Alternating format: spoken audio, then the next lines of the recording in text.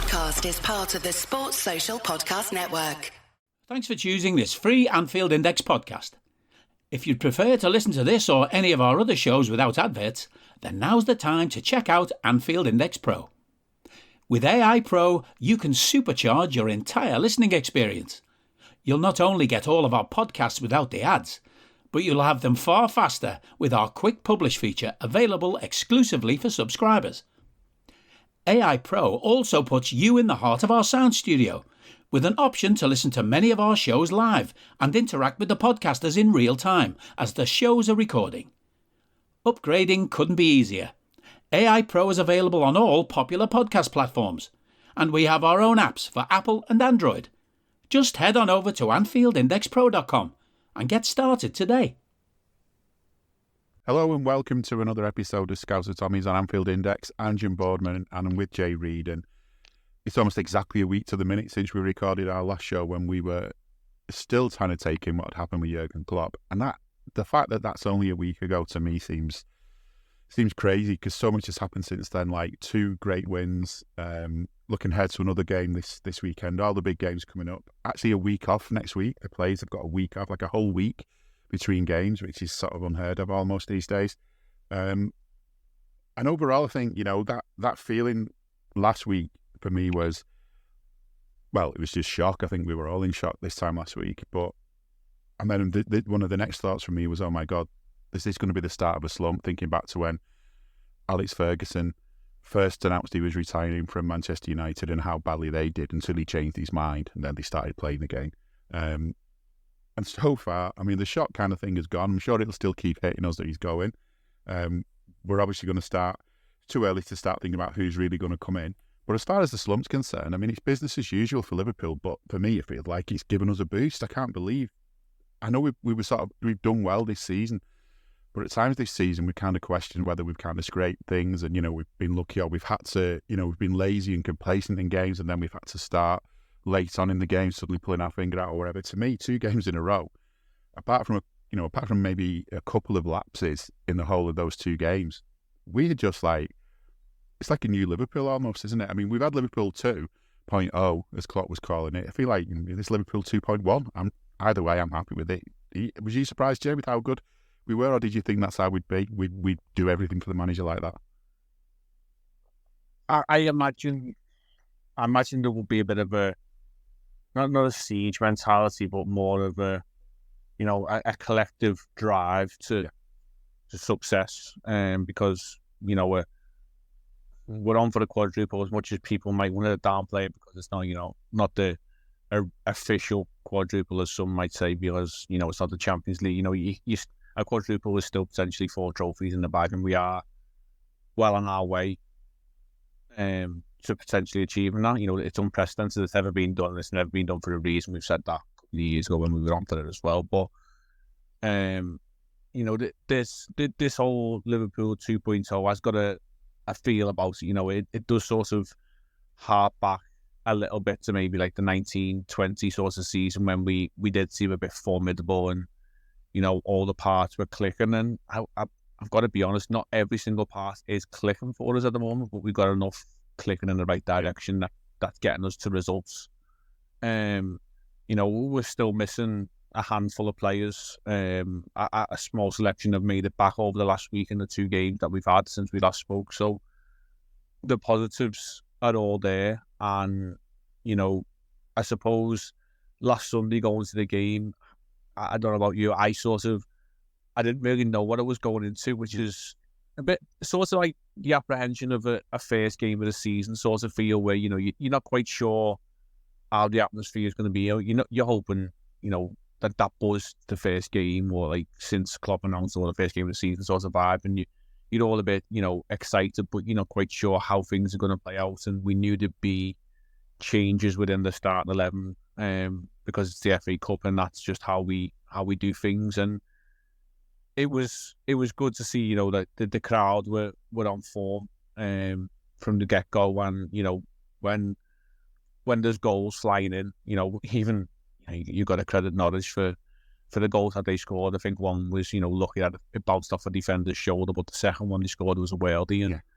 And us putting 5 in the other end and noticeable performances from several players, it gave a good feeling, and it sort of gave the impression walking away from Anfield last Sunday that, yes, the initial shock and despair that the great fella who we've had in charge for the last 8 years is walking away for whatever reason he chooses to keep that to himself. That's fine. But this team, he's left, or he's going to be leaving, a very, very good team. And this set of lads are all collectively going in one direction to make sure, A, Klopp gets the best send-off, but B, whoever's going to come in is looking at them going, tell you what, I've got a great set of lads here, and I can go on and I can kick on and do something special with these players, because, we're in a very fortunate position where we've got a lot of good players in very good positions with numerous options. So, why not revel and enjoy these next few months now that the news is out there? We've had a week to digest it. The speculation will rumble on until, the next fella is put into the hot seat. But until then, I think it'll be an on-field and off-field sort of drive to make sure that this is a memorable season. And we've got the news this week that it's all going to be documented on camera. So if that's the case, then let's make it some good TV at the same time. Yeah, I mean, I do love and hate these documentaries because you just know that there's going to be some bit in it that's going to be pulled out by someone. There's going to be memes from it and everything, and people taking the piss. Well, that's fine, because that phrase you use, siege mentality. I think it's kind of like, we just do us. I think that's what I like about this club nowadays. We just do us. We don't really give that much of a shit what anyone else thinks. I mean, this is us. This is what we do, and we do it for us. We do it because we want to do well and do it in our way. And if you don't like that, well, all right. People can complain, people can grumble, and people can go around saying stuff like, oh, Liverpool were lucky with that 4-1 over Chelsea because there might have been a penalty early on. All of this stuff, let them do that. Let them think that. Let them go away beating themselves up about it, because, I just love the way that we just do what we do. So, yeah, the documentary, my first thought was, oh, God, not that again, because I can remember the last one. I'm on about the bit where I was in it, which I hated, but the bit where I think we had Brendan Rodgers going on about shirt numbers, and was it Ian Eyre or someone kicking in, going on about having the number 69 available, and the whole thing just felt so cringeworthy, that bit. But, there's other bits that other teams will take. But good, let's have a documentary, because, it's like this time last week, we were talking about the 1974 Granada Reports piece where they were interviewing fans in the street about Shankly resigning and how similar that felt to us. So, these are all just ways of kind of, keeping a record of everything. And I'm glad we've got that, because I'm hoping it's a season where, it used to be end of season DVDs, or in Everton's case, after winning one game DVDs. I hope, this is something we can keep. I hope they do release it, and it's the end of an amazing season and one that we'll never forget. And that's what I hope the documentary is. But of course, it's still a long way to go. But let's just enjoy what we're having. And the other thing with Norwich, was it last week or the week before, we were looking ahead to Norwich briefly, and I just said how I hadn't got the best of memories of Norwich games, because the one that jumped out to me was the last day of the Stanley Cup, and you mentioned about Luis Suarez and how you had a different feeling. That was another thing I was thinking going into last weekend was, is it going to be a Luis Suarez day kind of match, or is it going to be a last day of the Cup kind of match, especially with it being such a big game for us, such a big occasion for us, Jurgen's first game since the announcement.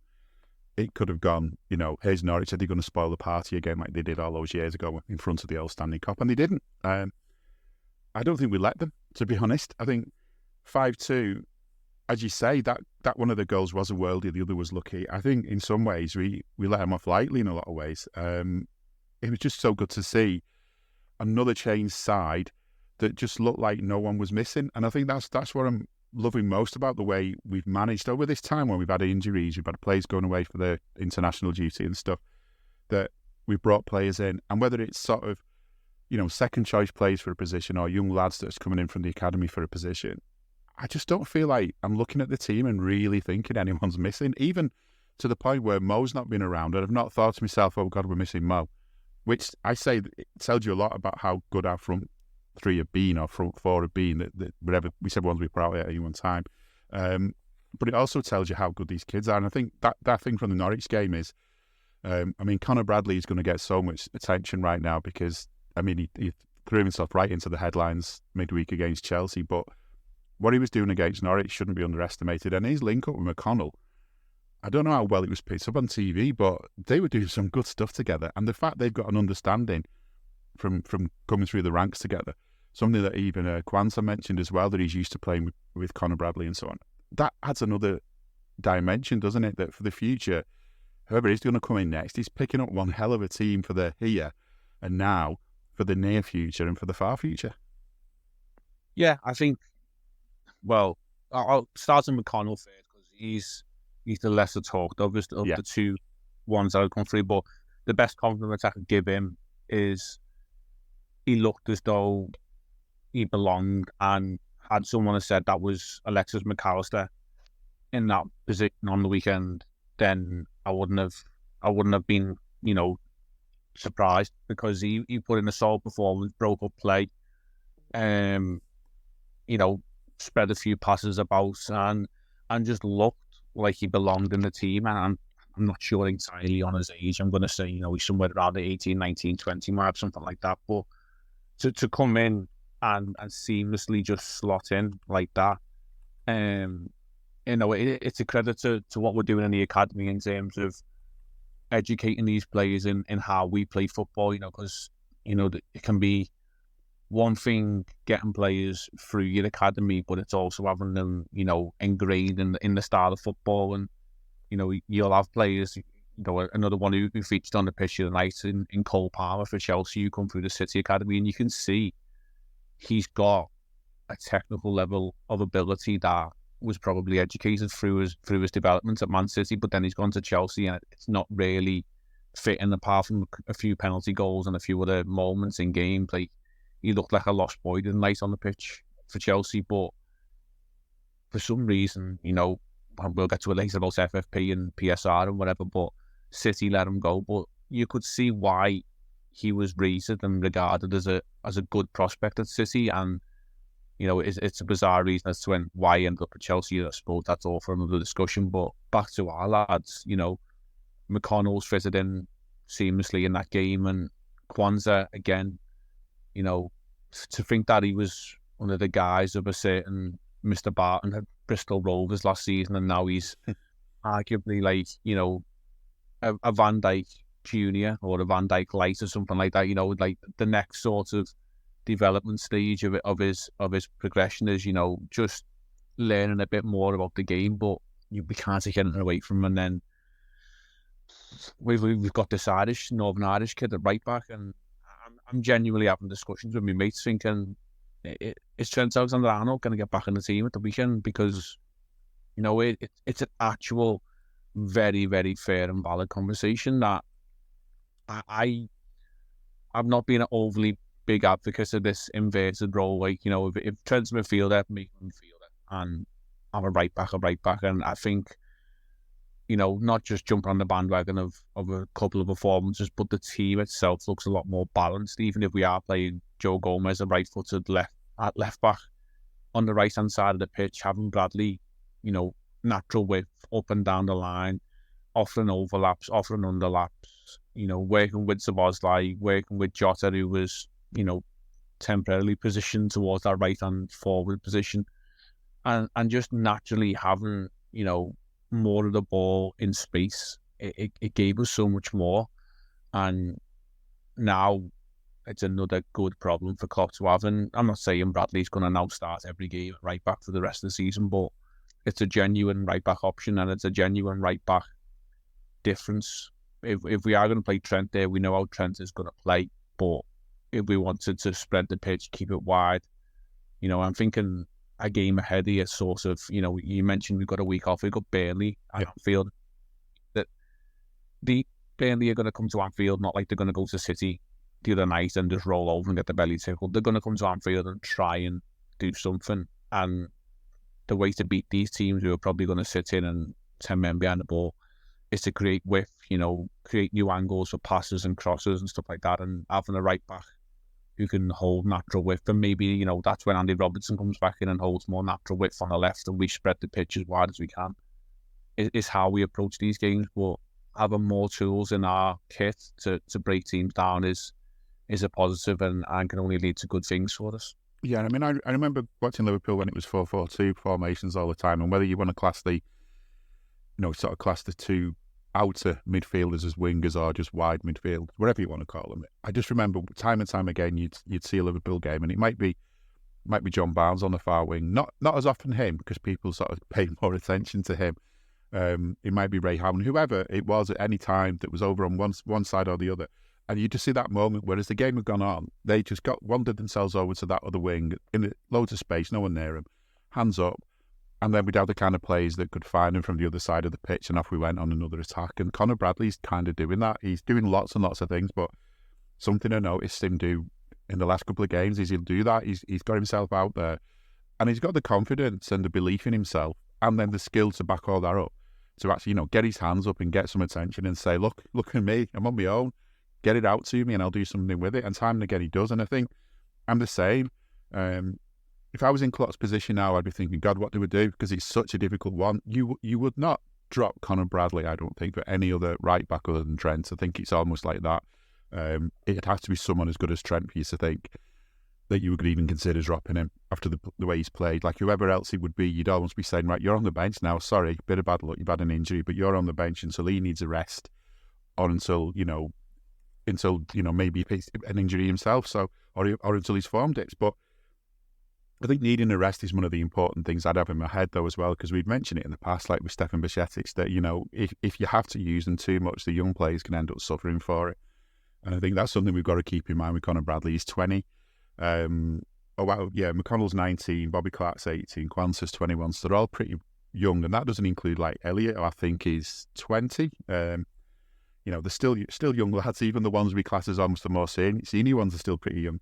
But yeah, you've got to sort of watch how much you use them. And I think that's the luxury that we've got now, that we can say, maybe say on Sunday we'll start with Trent, and then if we feel we need Trent to go into midfield full time for the rest of the game rather than wandering into there, that we've got Conor Bradley to go into right back and not fill in, not cover, actually be a useful player.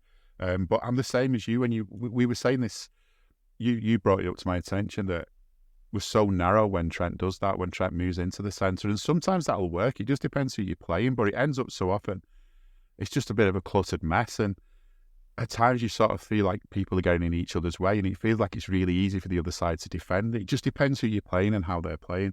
But the width was brilliant. I mean, and on Sunday, my first time in the Upper Anfield Road stand, so I think my first ever game, I stood in the Anfield Road end. As a kid, I don't remember that much about it, but I do remember that you could stand at that time, and I stood in there. I remember the fence and all of this stuff. But up the top, great view, and you could see, you could just see how wide we got when we had him, and how much more width it gave us, and how much more we stretched them. So, to me, you've got to do it. You've got to sort of look at that and say, is Trent being told, go on into midfield whenever you want to? This is what we're not sure about, because Conor Bradley doesn't even cross his mind to go and do that. I was wondering whether maybe Joe Gomez might do it, do it from the opposite side, but even he's being pretty... You do see him move infield at times again, but so do you do with Conor. I mean, that's how right backs work. You don't stick to the wing all the time, but yeah, it'd be interesting to see whether Trent's being told to do this or whether he's just choosing to. And I'm not sure which games we should do it. And I think Arsenal isn't one of them, but Norwich, 5-2, next round of the cup. Last team we played in that, we knocked out. Of course, we didn't expect us to put a strong side out. But I think up to now, the team's been picking itself. We've had injuries and players missing for different reasons. And so every time I've looked at a Liverpool team sheet and then I've looked at the bench, I've been seeing like 2 and 3 first team players on the bench and thinking Klopp didn't really have a lot of choice here. He's pretty much picked the team he could.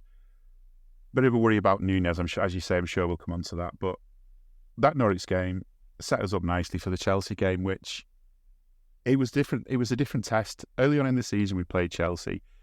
We drew 1-1. And I think after that, we were all thinking, that's not bad. Would have been nice to win. But, draw's not bad against them at their place. And I was actually watching that game on TV, so I was told so many stats by wonderful Fletch on TNT.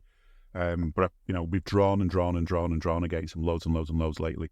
So another draw wouldn't have been a surprise back then. But right now, I'd have been absolutely gutted with a draw, because although I knew it wasn't going to be, I didn't expect it to be an easy game.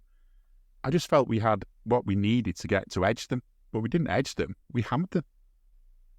Yeah, I think it had to end at some point, these relentless draws with Chelsea, and I think on occasions we can probably consider ourselves unlucky, and on other occasions we can probably consider ourselves lucky. You think back the first game of the season where arguably Chelsea were the better team on the day, and we got out of there with the points, and you at the time you sort of thought, that's not a bad point there, away at the Bridge. We've sort of took them regularly in recent years, but in the grand scheme of things, you were looking at the picture of Chelsea have spent stupid amounts of money and reinvested so much. They've actually brought in a half decent gaffer in Pochettino, and it looked as though it was a good point. But then as the seasons unfolded, it sort of looked as though it wasn't really that good of a point, because other teams have gone there and beat them, and they've kind of flattered to achieve anything this season.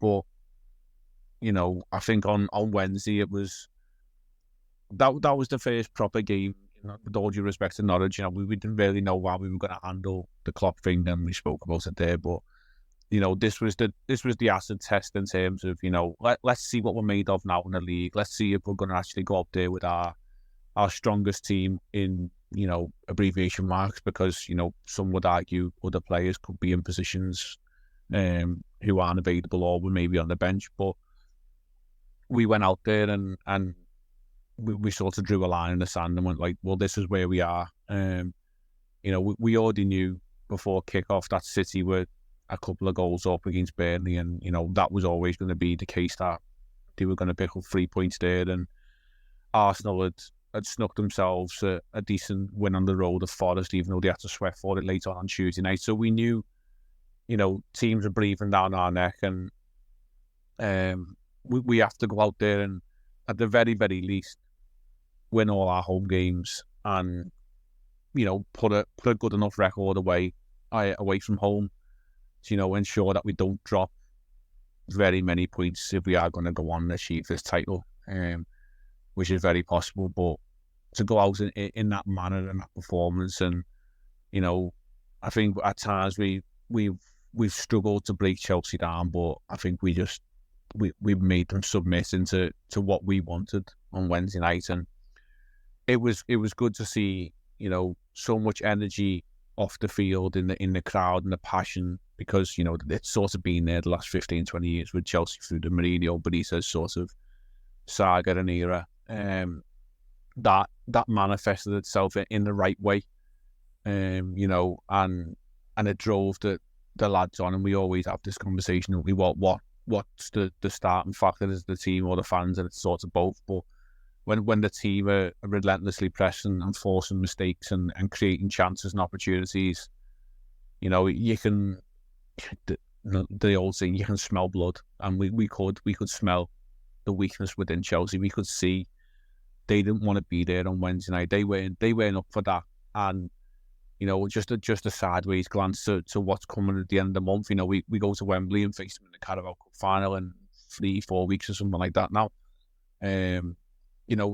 We're going to go into that game, and Klopp's just got to basically, the simplest team talk of run it back, run that performance back from Anfield, because all we got to do is actually hope Darwin doesn't hit the woodwork as many times, and repeat what we did in terms of our relentless pressure and effective pressing and dominance. And what else can Chelsea offer? Because unfortunately they haven't been able to bring anyone in.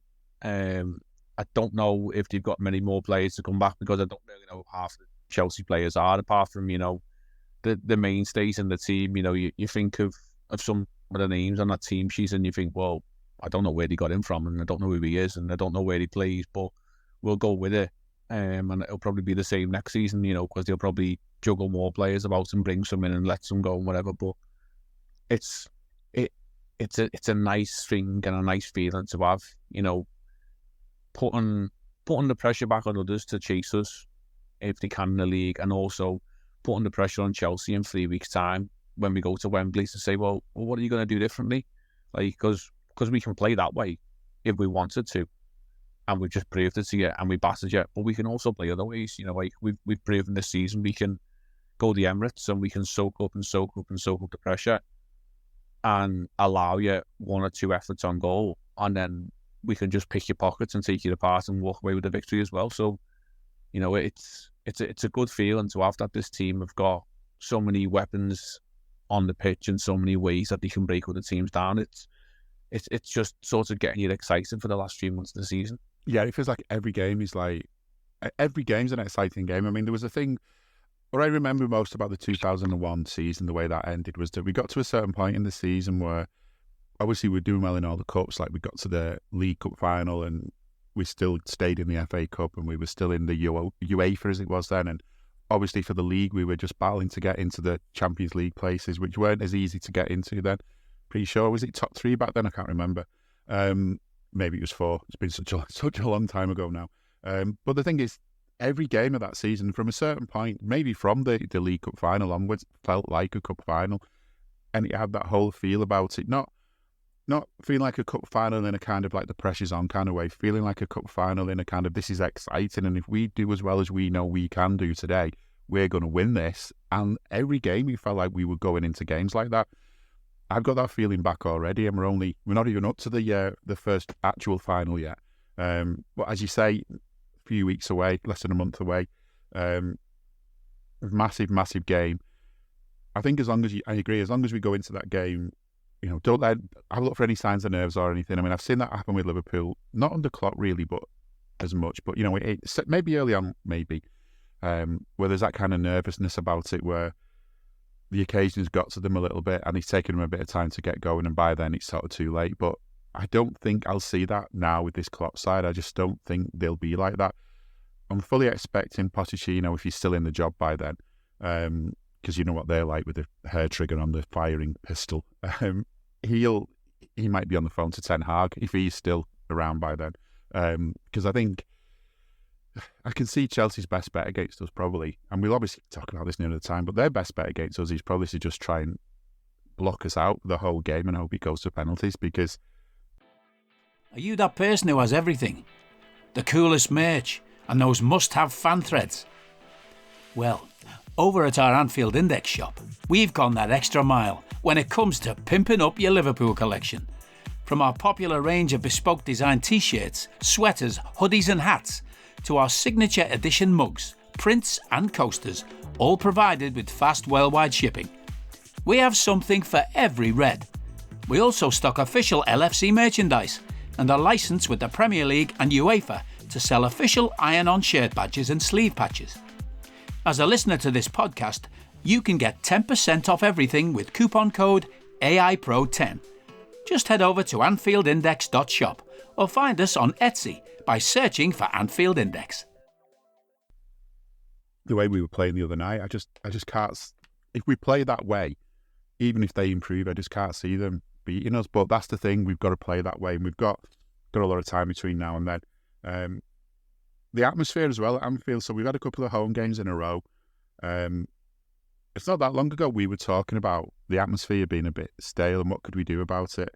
And I think that was probably going back to before that Fulham game that ended 4-3, where the atmosphere was a little bit quiet. But then because they needed us almost, we all got, the cop got on, got in with the players. We just made all the noise that was needed and we helped them over the line, it felt. That's the one I can remember. We sort of, in the lead up to that game, we were wondering why the atmosphere had been struggling as much. But the last few games, and I mean, certainly the last couple of games, the atmosphere's so much better. Now, is it because Georgie's playing a few favourite tunes just before kick-off? It's not just You'll Never Walk Alone anymore. There's Ring of Fire and everything getting played. Is it because the new stand, the upper bit of the stand, has taken on a life? I think it's a bit of both, because being in, I think it was with you, wasn't I, New Year's Day, and we could hear the noise coming from the Anfield Road up there. And when I was in that the other day, there was so much noise from there, to the point it almost feels like there's a bit of competition now between the Cop and the Annie Road over who's going to get the songs going and which ones are going to stay going. And even at one point, because of the sort of the distance between the two stands, I think we were almost starting to get to a point where we were going to be singing harmonies between the two stands. Yeah, I think the new stands help, and you know the people getting up there, you know, might be people who've not been in fortunate enough positions to get to the game too many times, and you know, you would always say, like, you know, if you're going to go to the game and you're going to sit there in silence, and you might as well sit at home. And I think Klopp said that, you know, if you're going to be like that, then give your ticket to someone else, you know, because we need the crowd there to make noise. So I think, you know, people are going with the mindset of, like, you know, this is something special watching this Liverpool team, and you know what come out last week is just going to add more, you know, petrol to the flames in terms of atmosphere, because, you know, there's very limited games left of seeing Klopp as a Liverpool manager at Anfield. So, you know, I think people are going to savour every moment. But that additional is 7,000 seats or something like that, and I think we've got, you know, is it 5 or 6 at the moment currently in, and I think there's a couple more thousand still to open. There'll be the, you know, the posh corporate seats that you see, sort of at the front of the upper tier. So whether they make much noise, it might just be the sound of the knives and forks on the table at 55 minutes to realise they've got to get back. You know, or maybe the clamorous seats flying up at 37 minutes while they want to get in for the half-time meal. But it's a positive thing, and acoustically, the way those stands are designed, like the noise does sort of reverberate off the roof and back down again. And, you know, it's strange from where I am on the Cop, because I can't see the upper main or the upper Annie, because I'm like 60 odd rows back, you know, so you can't really see them or hear them too much. But, you know, I'm sort of in the swell of the noise and where the songs start there. But as you say, when we were sat there on, I think, was it New Year's Eve or New Year's Day or whatever it was, against Newcastle, and you could hear it from both sides. It's sort of like a tennis game, and, you know, like you sort of listen to one, listen to the other, and your head sort of bobbing between the both. And it's a good thing that we've got this atmosphere, because yes, you know, people mock it as, you know, a myth and whatever, but when you hear from professional players and managers, you know, when Anfield is a cauldron, and when, you know, when the fans make it that sort of 12th man, as it's known, and make it sort of, you know, intimidating to the point of teams crumble. We've literally seen teams fall apart on the pitch at Anfield, and they go, and they don't know what it is. Like, players cannot explain it, managers cannot explain it, because it's just a weird feeling and a weird sensation where 11 players in one red shirt can sort of feed off that energy, and then 11 players in a different coloured shirt are so broken by this energy. It's a bizarre sort of thing to sum up, but it works and it happens. And, you know, you look at what we've got to come to Anfield in the back half of the season, and, you know, the star game is Man City. I think that's sometime in March. I think the second week in March, something like that. And we've also got Spurs to come to Anfield, I think, in May, just before the end of the season. So, you know, you think back to the only blot on our copybook this season is that Spurs away game, and there'll be wrongs to right there. But the City game as well, you know, that's going to be lively for many reasons. And you just think, like, there's so many other games to play in between that. And if we get an atmosphere like we did, you know, for Norwich, which was good and exceptional for Chelsea. You know, our next home game is at 3 o'clock against Burnley next week, and we spoke before, like, the nostalgia of at 3 o'clock on a Saturday. You know, that should be a good atmosphere. And you just look along the fixture list and you think, well, that'll be a good one because it's at a certain time of day. And, you know, you'll be able to see how the teams have played and results have panned out, because sometimes you're playing before and you know you need to get the result to keep your lead, or vice versa. If you're playing before, you know, Man City or possibly Arsenal, you know, we could put down the title race potentially this weekend, but if we are playing games before Man City and you can extend that lead, you know, it's a double-edged sword in terms of how the pressure goes. But one way or the other, the fans are there to help the players, and the players at the moment are helping the fans and giving something to shout about. So it's all a perfect sort of storm that's coming together, and hopefully we can continue it for the next 3 or 4 months or something like that we've got left this year and left with Klopp. Yeah, I mean, looking at our fixtures, we've got obviously Arsenal, then it's Burnley and then Brentford. This is just in the Premier League. Then at some point we've got to play Luton. That would have been when we play the Carabao Cup, so I'm not sure when that's going to be. We've also got Forest and more Europa League games, and then it's Man City. So between now and then, the games we're playing in the league, well, for one thing, we're gonna lose our game in hand. We're gonna get back that. Basically, we played one more game than City, so by us not playing Luton, then it'll probably even itself out. Assuming, I don't know if they're playing that weekend, but they're not in the cup final, so I guess they will catch up on us then. So then the table will look more realistic, because at the moment it's 5, but they've got 3 points available, kind of thing, if they win their game in hand.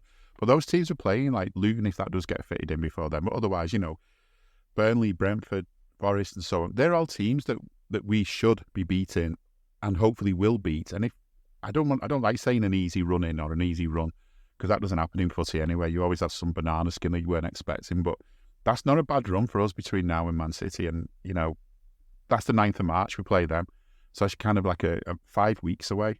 That is going to be a hell of a good 5 weeks. There's Europa League game to fit in there. There's obviously an FA Cup game to fit in. We don't know who against yet, but there'll be a replay soon and we'll know. And of course the final. So it's a mad 5 weeks, and it culminates in that game against City, which, as you say, if the worst comes to the worst, we'll go into it 2 points above them, I imagine, if we keep on doing what we're doing. But there's also a possibility that we'll be even better, because I've not looked at their games. I don't want to. But the thing is, they've got their game in hand is Brentford right at home. Yeah. So they travel to Brentford on Monday night. That's this weekend's game week fixture, as it's known. And they play Brentford in the week before we played the Carabao Cup final. I think that's correct. I mean, it could be just after the Carabao Cup final, but it's around then. So by the time that we are a game back, they'll sort of be level pegging in terms of games played. So they play the Tuesday the 20th. They play Brentford, which is after they've played on the Saturday and a 5:30 fixture at home to Chelsea. And we don't know what Chelsea side are going to turn up, but they've got games coming up, and at that point, once they play Brentford, obviously then they go to Bournemouth the weekend of the Carabao Cup final. So they'll be ahead of us in games, and potentially, if they win all them games, they could be potentially ahead of us in the league. But we'll have one, sort of in the bank at home to Luton, sort of to make up somewhere else along the line. But we just got to focus on our own business. Like you say, you haven't looked at Man City's fixtures, and there's no point. You just sort of have to look at what the results are when they come in, because if you sort of sat there and hoped, oh, could be where they drop points or whatever, then that's a potential banana skin. It just doesn't always work like that. And Man City. Hi everyone.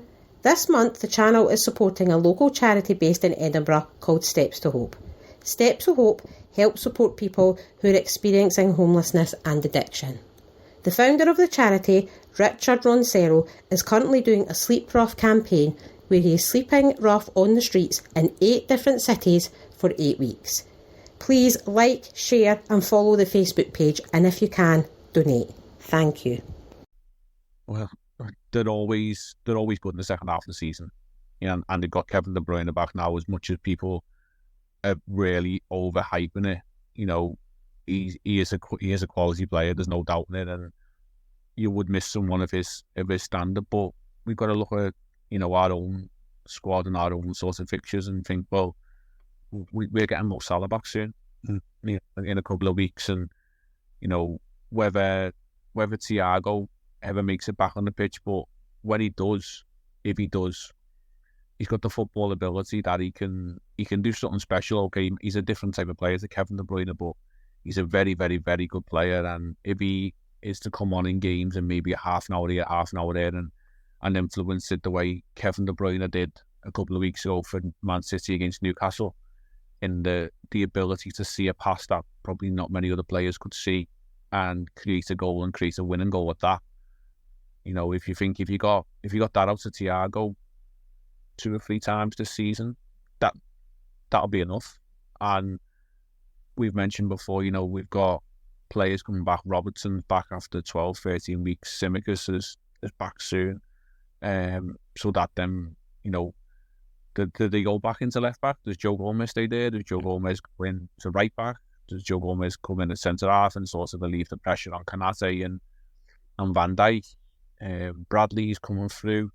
You know, we've still got Endo to come back from the Asian Cup. You know, there's a lot of good things pointing in our direction as well. So I get, like, sometimes the temptation's there to look at City, but it's so cliche, but it's so correct in terms of you've just got to look at your own business, and see how we get on, and you know the chips will fall where they fall. But I think people might get a little bit panicked by the Carabao Cup final if City have took a lead, but you know, if anything, then is the pressure just going to reap more onto them, because at the moment I don't feel as though we're under pressure. I think, you know, maybe with the Klopp thing, they might feel as though there's external pressure, but I think this season was sort of a free hit in terms of transitioning with so many new players and everything to bonus. So I even now, like, you know, we're top of the league by 5 points, but I don't feel as though we're under pressure. No, I feel I agree. We're being overlooked, and I'm quite happy with that. I'm quite happy for the media to overlook us, and you know, probably put all the eggs in the basket of Kevin De Bruyne, Haaland, Express coming back to City, and even this weekend we're probably being overlooked to go the Emirates and get a result, even though we went there 3 or 4 weeks ago with a rotated team and got one. So I'm quite happy that we're in this position. Yeah, I mean, it's not going to be an easy game on Sunday, and I think it's interesting, something I saw, a quote from Klopp from his press conference looking at the Arsenal game. He was asked if he sees it as a chance for Liverpool, a chance to further Liverpool's position at the top of the table. And he's saying, it's good, but you can't really add that on, you know, when he's... Shall I go to the boys in the dressing room and say, if we win against Arsenal, we're 8 points between us. Everyone knows that if we lose, we're still 2 points ahead. But then City, the big winner of a game, not even involved in, that's outside talk, that's fine. Inside, we just focus on the games, the things we have to do and so on.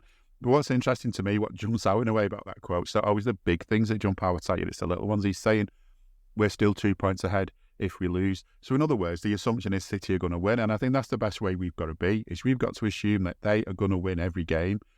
And if at the end of a weekend we look back and actually they drop points, well, that's a bonus, isn't it? Otherwise, you know, if we just treat it as though they're going to win every game, it is still in our hands, and it just means we've got to win every game, including the one where we play them. Although a draw would probably do in that case then, but let's not give ourselves heart attacks for what's left of the season. But it's in our hands, and that's what I like about it. I say it's in our hands. It's sometimes in the hands of a referee, isn't it? But I'm going to have to give a brief mention for the ref on the midweek game. I'm actually surprised that I don't know what it is, but I don't think I'd ever say these words in one sentence. Tierney had a good game. Yeah. But a split second, you could have been referring to the left back who played for Arsenal, Kieran Tierney. But yeah, the man in the middle. I mean, arguably penalty shouts for Chelsea. I think the first one was very, very, very soft, and you know, I think Gallagher's threw himself in, and Tierney got that right. And I think the second one, you know, I was surrounded by Evertonians in work as well the other day, and they're the experts on refereeing decisions for Liverpool. Stonewall pen. I was like, Stonewall pen. If he doesn't go down like someone sat in the Anfield Road with a sniper, you know. Did Van Dijk make contact with his foot? Yes. You know, and they're like, that's no worse than the Jota one. Well, Jota's foot was completely stood on. This fella's, Van Dijk's tried to play for the ball, realised he's not going to get there, and he's made contact with Nkunku's foot. Now, if Nkunku was clever and sort of sold the action a bit more, like sort of collapsed as though he'd gone through the back of his calf, then he might have got a penalty. But to go down like he'd been sniped and, you know, sort of computer play action sort of fall dramatically to the floor and then roll around like, he had no foot left. Tierney's not buying that. Like, Harry Kane gets them, I've said it before, the English bias and whatever. Mo Salah gets well worse treatment than that. And we've seen it on a weekly basis. Yeah. The treatment that Mo Salah gets, and he doesn't get pens. Like, he doesn't get free kicks. Like, he gets assaulted in some games and he gets nothing. And I think it is the sort of the English British mentality of, like these soft foreign lads, and with all due respect to Nkunku, he's barely been in the league 5 minutes. He's been injured a lot. He's hardly played in the games. And if Fletch actually got a stat right, he would have known that was his second league goal, not his first league goal. But Fletcher's Fletch or whatever. And I think, maybe Cole Palmer might have got that because he's English, or a more established player in the league might have got that, but Tierney ain't buying that. No. And you can see why. And if it had been given, I think VAR might have just went, well, yes, there was contact, and it's the referee's decision because it wasn't a clear and obvious error. Like, he's seen it, and he said, no, I'm not having that.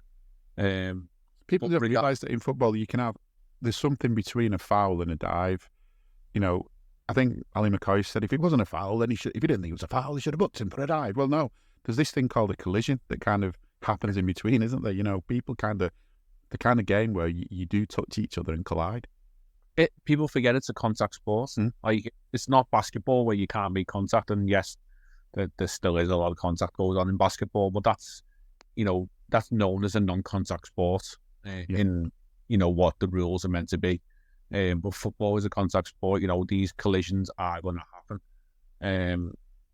It was desperate, and I think that's what Tierney saw. But on the whole, he let a lot of it flow, and I only seen extended highlights, I've got to be honest. So I've not seen the full 90 broken down, but I've seen extended highlights, and from big decisions, he let it go, and he was rightly pulled up Chilwell for diving. Chilwell was lucky to stay on the pitch. He could have been sent off for that tussle with Jota that led to the Bradley goal. That was 6.5 to the other, and other day a referee would rule it out because he would have thought Jota was doing the foul, and another day he would have sent Chilwell off because he thought Chilwell was doing the foul, and the yellow card offence occurs. But he saw it 6.5 to the other and let it go, and let Bradley have his moments, and rightly so. And I do wonder if it's the cold, dark, black hearts that these referees have. Maybe they've just, warmed a little bit to the fact that actually Jurgen's going to go, and we'll think, well,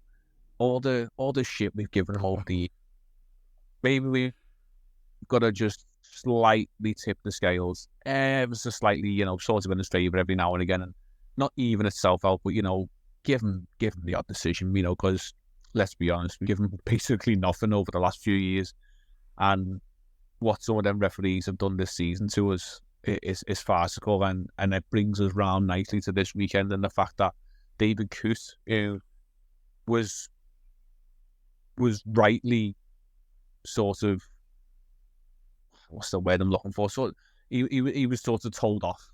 Yeah. He was identified as making a huge error in the game with Arsenal just before Christmas in the Odegaard handball, and Michael Owen's there with Howard Webb with the scripted sort of TV show that they do of the audio release of the VAR and whatever, and it was wrongly given as a decision, and the sort of sweep of the arm, it was a sort of natural motion apparently, but no sort of natural motion unless you're an orangutan would be doing that towards the ball. And somehow he's got the Arsenal game this weekend on VAR. It's baffling, but it's not a surprise. Maybe so he can even things out, because they say these things even themselves out. Maybe that's what he's for.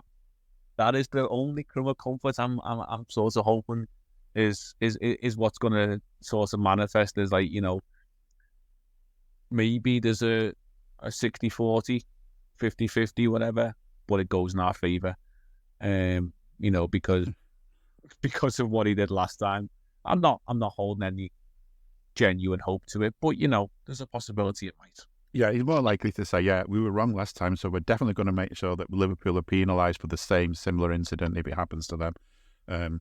Maybe they should give you a token. You know, if you had like a decision against you, and they give you a little token, and in a game, if you want to, you can cash it in. So when there's been a bit of a borderline decision, you can just say, yeah, I'm going to cash my token, and you can give us the benefit of the doubt for that, and we'll have the pen, thank you. You know, maybe that's one way of evening it out. I mean, I was surprised that the ref definitely in the week, because you just think it's going to be one of those games. And I don't actually, I've said this before, and they've really tried to prove me wrong many times, referees. I said it to you before a game one time as well, is I don't really think that they're corrupt. I just think they're bad. And I just think they don't explain things very well afterwards about why they've done things that people don't like. Like, there's no explanation about those pens from Chelsea from the officials. Like, that would shut people up if they just said, this is why we decided what we decided. It would shut everyone up if we knew what that was. Even though we can see ourselves, the people who are sort of biased against us, like the Blues at work and a Man United fan on Twitter that I had to deal with, and people like that, people who and even maybe Chelsea fans, you know, as he was their team, you know, they've all got the reasons to think it was a bad decision. So maybe explain to them. But as surprised as it was how little we needed to talk about the refereeing so far, the last couple of games, I wasn't surprised by how little we need to talk about the transfer window. I mean, I don't think there's much to say on it, really. I'd actually forgotten that it was the end of the transfer window yesterday. I only realised because my daughter stuck Sky Sports News on, because she's a big F1 fan, and she's waiting to see if there was any update on this Lewis Hamilton situation. I mean, that is the big deadline day move. Lewis Hamilton announcing he's leaving Mercedes to go to Ferrari. It's been such a quiet window. And I think from our point of view, probably doesn't need to be noisy. A, we're getting a new manager, so whoever we sign now might not suit the new manager. B, all these kids have come through and performed really, really well. And C, I don't know, maybe last thing from our point of view is you've got to be careful what you spend money on. I mean, we nearly spent 100-odd million on a midfielder that Chelsea beat us to, and my God, that would have been money down the drain pretty much, or most of it would have been by the looks of it. But then I suppose that gets us to, the other reason it's been a quiet window, and FFP. I mean, our team's now actually getting worried that it might actually be financial fair play and the Premier League sustainability rules that are actually going to be enforced. I can only think that's the case. And, you know, you look around the league and you look at, well, this weekend's opponents, like Arsenal. I think it's 600-odd million they've spent in the last 4 years or something, 5 years under Mikel Arteta. And, you know, have they spent it wisely? In parts, in other parts, not very wisely. You know, 100 million or 105 million for Declan Rice, you know, not worth it, in my opinion. Like, half that at most. You know, the 40, 50 million, whatever they spent on Kai Havertz was a failed forward at Chelsea, and now a failed sort of midfielder / forward at Arsenal. And Arsenal actually need a goal scorer, but then, you know, you think they spent 40-odd million on Gabriel Jesus a couple of years ago when he was meant to be the answer, and all of a sudden he's not the answer. So they still need a striker. They were linked with Ivan Toney. They arguably, for me, still need another midfielder, and arguably still need another defender. And they still have a situation where Adam Ramsdale isn't rated anymore, but then they've got David Raya on loan, and they've got an obligation to buy him for 25 million in the summer. So their hands could be well enough tied in terms of their finances, and that's just one team. You know, maybe teams are looking at Forest and Everton and thinking, well, actually, we've got to be a bit more sort of prudent in what we spend, and a bit more wise in how we go about things. And potentially this is a changing point in football. You know, but the Premier League is the richest league, and if the Premier League's quiet, then the rest of Europe is even more quiet. And those leagues aren't as, you know, money laden as ours, but the money that's within football is crazy. And you mentioned, you know, the deal for Caicedo. Is he worth 115 million? Absolutely not. And the evidence of the other night, he's certainly not. You know, maybe a tenth for that, or 20% of that, or something like that. But is this now a moment where football is potentially going to reset in terms of the football within the game, as it sort of maxed out, and you'd even tie in, the deals with Saudi. And I had a little back and forth a couple of weeks ago with a Newcastle fan on Twitter about the fact that they're flogging Almiron out the back door to Saudi, and but it's not one of the PIF clubs. Well, the PIF is a public investment fund which all clubs in Saudi are entitled to get money from. So even though it's not one of the nominal four who they officially own, all clubs in Saudi are entitled to this money. So it's getting there somehow. Indirectly still nursery clubs, basically, aren't they? So yeah, and it's getting there one way or the other. Alan St. Maxon was another who went to somewhere in Newcastle.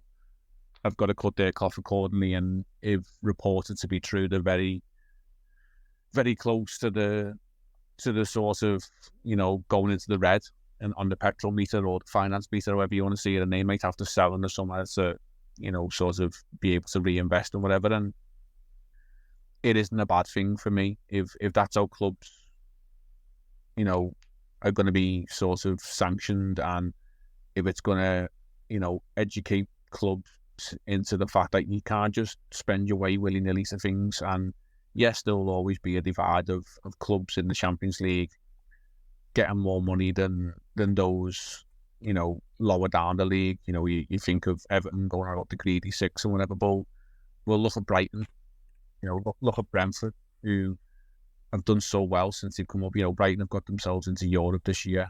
They scout well, they do good deals, and then yes, they may be selling inflated prices in the likes of Caicedo, but they do allow players to come through and develop, and they know the way in the food chain. But at the same time, they're still progressing up the league, and they're still getting into Europe. So there's ways and means of operating fairly and right in football, and I think that's what FSG, to their credit, I've always wanted to do with Liverpool, is say, we'll do things the right way, the fair way, the way things should be done. And some would argue, hello, I'm here to annoy you.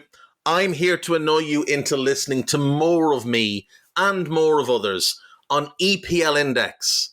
We don't just have the Anfield Index stuff. We've got EPL Index as well, which covers the entirety of the Premier League. And we have 3 podcasts and a whole bunch of really good writing on EPLindex.com.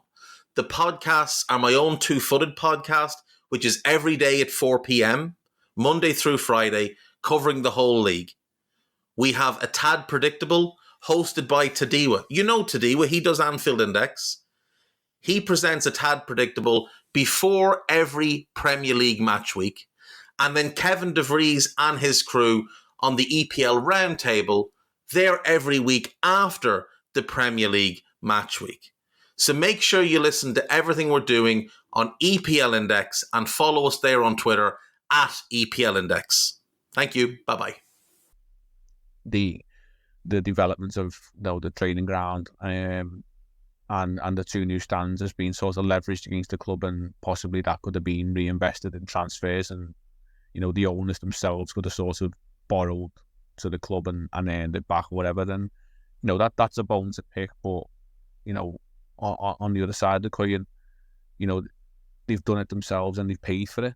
And you look at Spurs with £1 billion stadium, and but from all reports of people who go there for all different reasons, sporting events and concerts and whatever, it's meant to be state of the art, but they're going to be in debt and pay a lot of money for that over a long period of time, where we are sat there with a very small amount of debt which will be paid in a very small amount of time. So you add to the fact that our academy is blossoming. We're doing things the right way, we're getting success, and there won't be an asterisk against our name if we win trophies. There won't be 150 people or charges, sat next to our name thinking, did they do that the right way?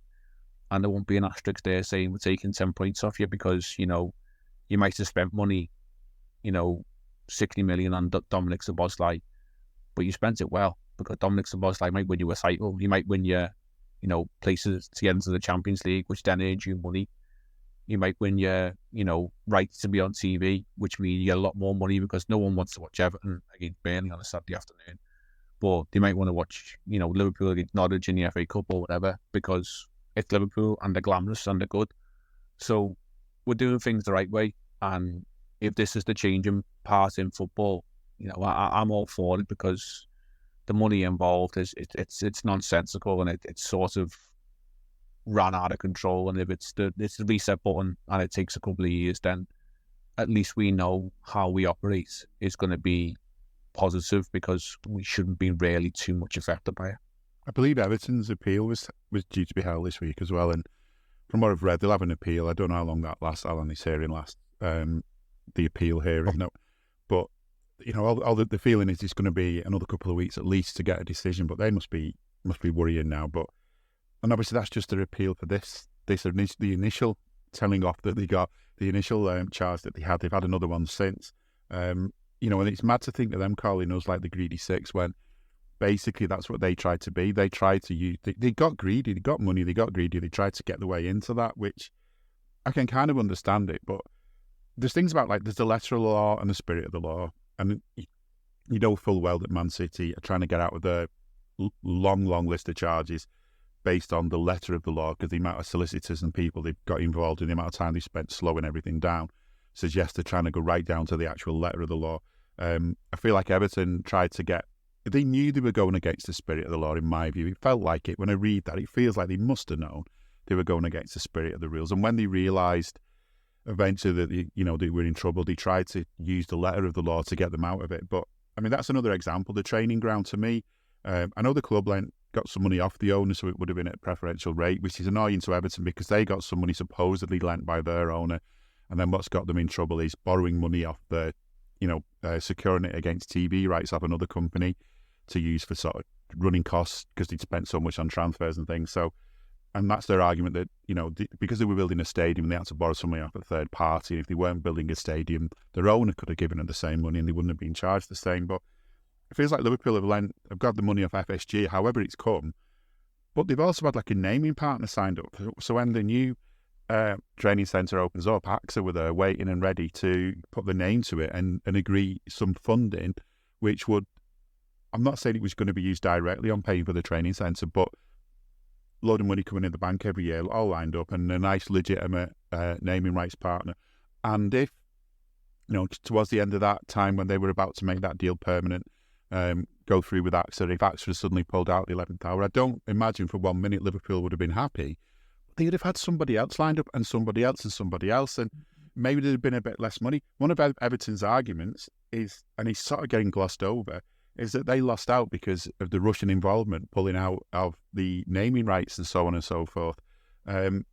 Which, if that's a nice legitimate sponsor and they perhaps pull out because of the Russian embargo, fair enough, I get that. But you'd have other sponsors lined up, and it doesn't seem as though they have, which makes you wonder, was it like some clubs where they get sponsors coming in who aren't exactly doing it on proper business terms? They're doing it because they're owned by the same people who've got a big interest in the club, and that's what's got to be stopped. So that's the spirit of the law, the letter of the law, whatever. It doesn't really matter. That's what they're trying to clamp down on.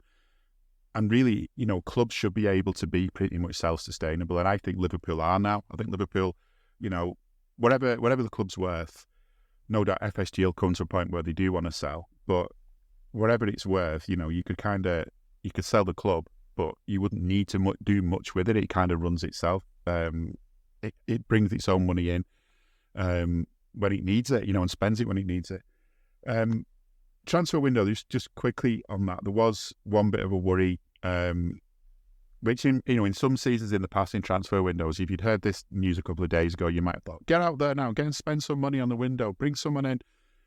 But we didn't, and I don't even for 1 minute think we would have done if there was a few days left in the window. But Darwin Núñez, as our latest injury worry, apparently he left the ground in a boot, and it wasn't a football boot, according to Klopp. It was he had swelling, which he knew he'd got in the first half, but he didn't want to take his boot off, and it was only when he took his boot off he realised how bad the swelling was. They've had x-rays, it's not broken, but basically it's still swollen. They've got to wait and see if it'll be down in time for Sunday.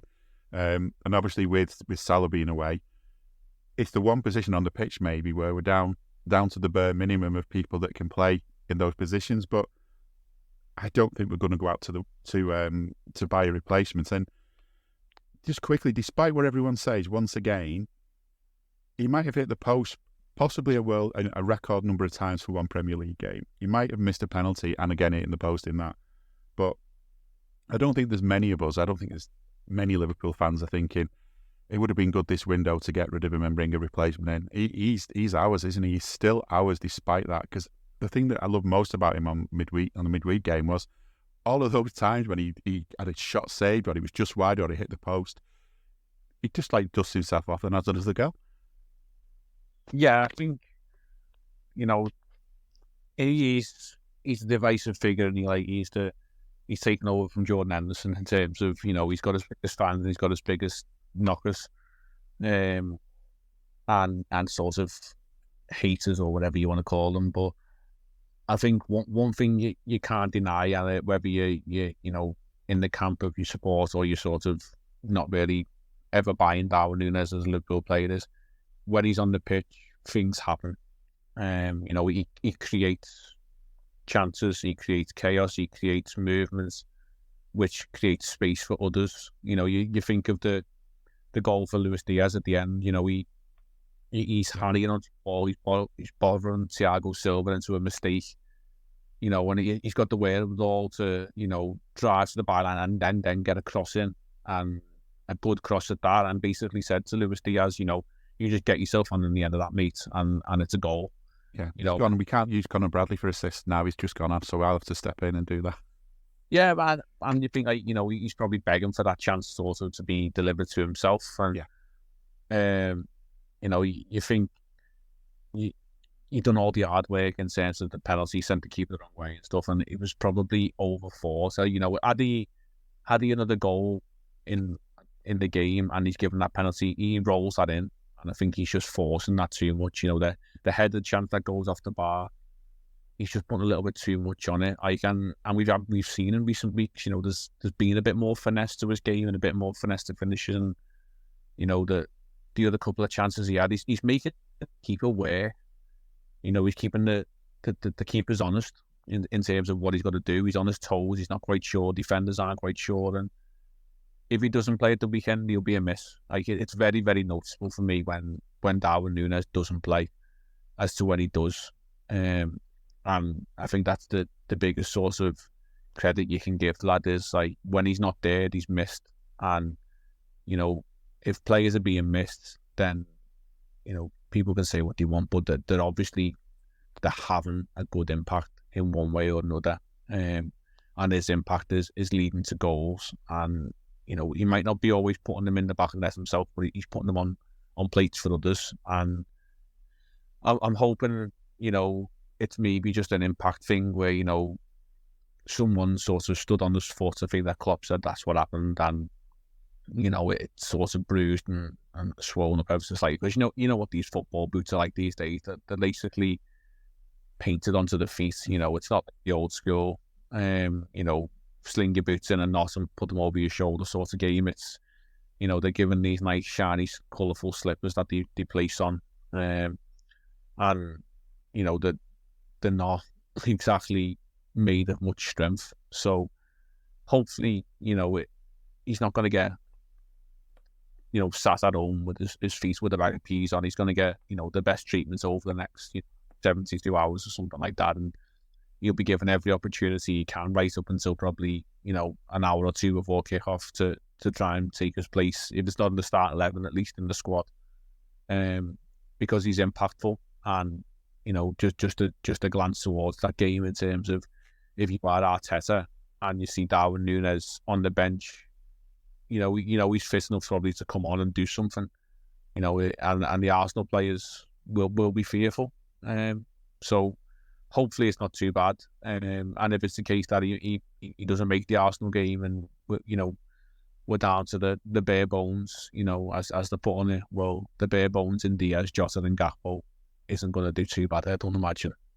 No, I agree. And I'm sure Elliot will have a good time if he gets dragged into the front three if needed at some point in the game.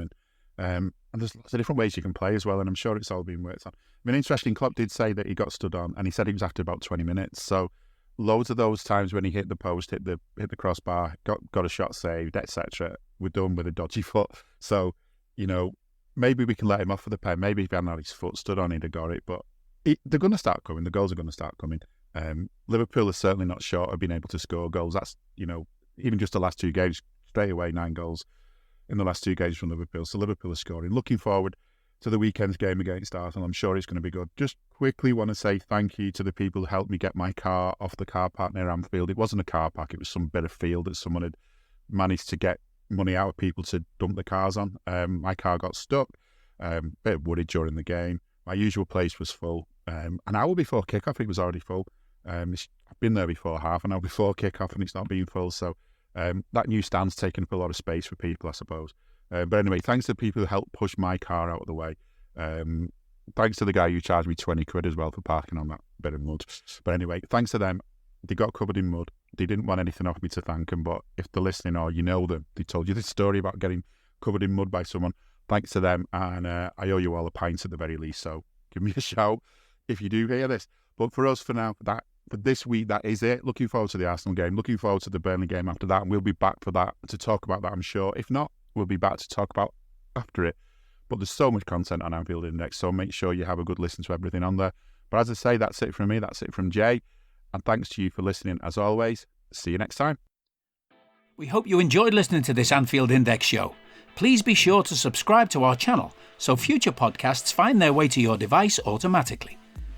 There's nothing quite like fan engagement, and we'd love to know what you think of anything discussed on this show. The best way to get in touch is over on our free Discord community, where both podcasters and listeners debate the hottest LFC topics 24/7. Sign up free now at anfieldindex.com/Discord. You won't regret it. You can also follow us on Twitter at Anfield Index and find us on Facebook by searching for Anfield Index. Oh, and before you go, we'd love it if you could leave us a 5-star review on your favourite podcast app. It only takes a couple of seconds, and it means the world to the people who create these free shows. Sports Social Podcast Network.